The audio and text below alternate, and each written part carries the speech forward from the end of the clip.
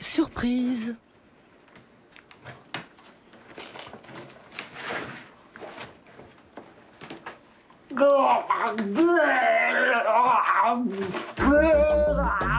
Face caméra, David Henry Nobody Jr. revisite à sa sauce la recette du selfie. Bananes, céréales, conserves, sauce tomate et steak haché, le tout mixé avec des jouets pour enfants. Suivi par près de 100 000 followers sur Instagram, sa tambouille d'autoportraits grotesques dégoûte autant qu'elle divertit.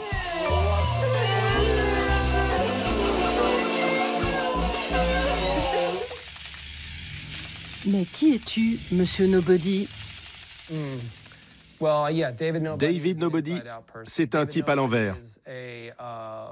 David Nobody, c'est ce à quoi on ressemble quand on n'a pas de corps.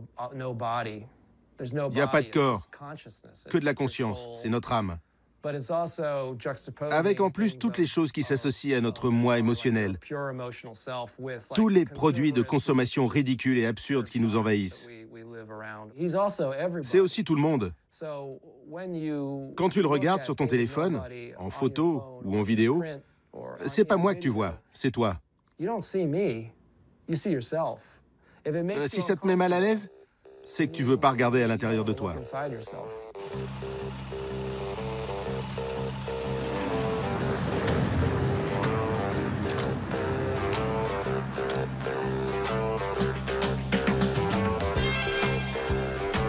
Installé à New York, au nord de Brooklyn, le quinquagénaire David Henry Brown Jr. se cache derrière les nombreux masques de David Nobody. Chaque semaine depuis 4 ans, cet Américain se tire l'autoportrait à domicile dans son appartement qui lui sert de studio. C'est là que ce Dr Jekyll digital accumule les accessoires pour se transformer en Mr Hyde.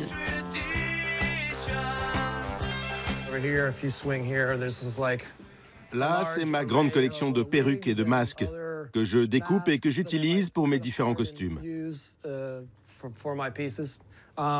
Ça, ce sont des produits de maquillage, des brosses et des vieux jouets mécaniques encore recouverts de beurre de cacahuète.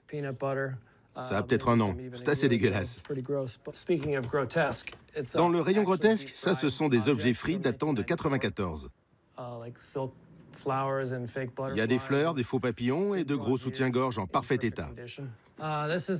Et là, c'est un casque de crash test de 95. J'en ai fait plusieurs, mais celui-là est fait de vrais cônes de glace. Ça m'a valu mon premier article dans le New York Times. Je faisais une expo collective, appelée Exit Art. C'était mes premières expos. C'est un peu crade, mais c'est encore en parfait état, sachant que ça date d'il y a presque 25 ans.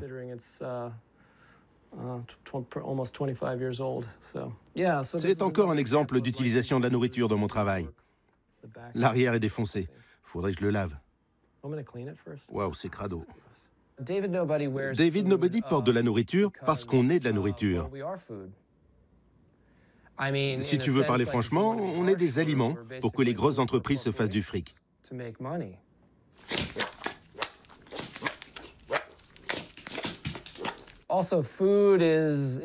Et puis, la nourriture, c'est vraiment le médium le plus créatif. C'est des choses qu'on mange qui traversent notre corps. On ne peut pas aller plus au fond de soi-même qu'avec la nourriture. La bouffe nous traverse plus que toute autre chose. Né en 67 à Philadelphie, David Henry Brown Jr. développe très vite un appétit pour le travestissement. Après des cours de peinture à l'université du New Hampshire, il s'installe à New York au début des années 90 et réalise ses premières performances. Avec l'artiste anglais Dominic McGill, il forme alors Standard & Poor, duo de faux dérouleurs de tapis rouge qui attire une foule de badauds. Sauf qu'aucune star ne se pointe. Coming back there. Who do you think? You said I'm not quite sure, so you have some idea. Tell us while we're standing here. We won't tell anybody. We won't tell. Oh, We'll keep Paul it McCartney. We'll keep a secret. Oh, that would be really nice. I think it's Paul McCartney. Who is that? Living inside simulation, I became more convinced. Vivre cette imposture m'a convaincu que la performance était le moyen de craquer le code de la réalité. Quand on déroulait le tapis rouge, la performance, c'était la réaction du public. On était seulement les catalyseurs.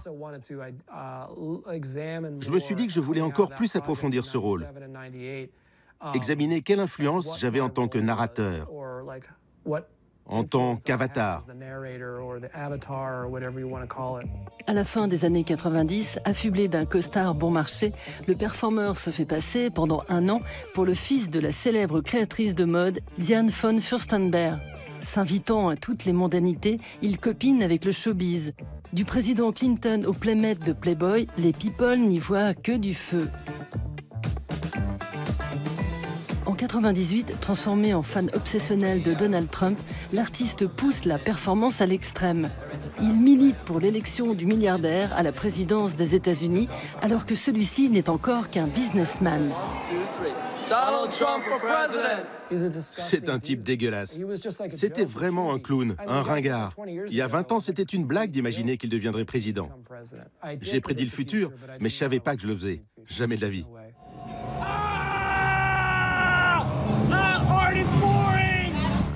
3 ans après l'élection de Donald Trump, David Henry Brown Jr. se console en se goinfrant de junk food.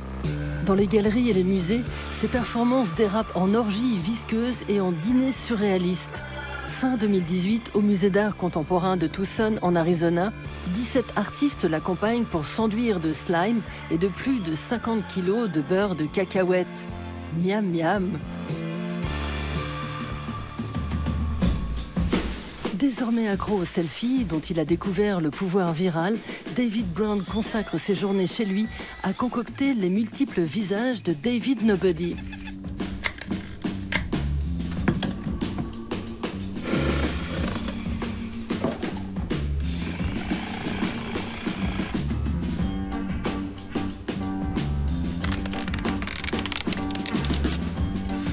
Au menu du jour, purée de mousse à raser, saupoudrée de colorants alimentaires, suivie d'une bonne plâtrée de beurre de cacahuète.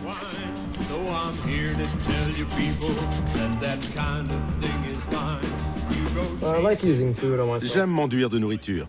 C'est un moyen intéressant et pas cher de faire de la sculpture. Ouais, je vais enlever mes chaussures.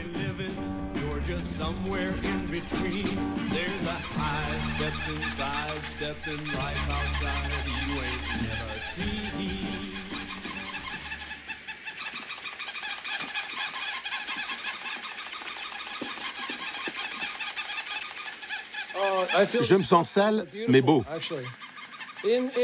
Dans le grotesque, je trouve beaucoup de beauté intérieure.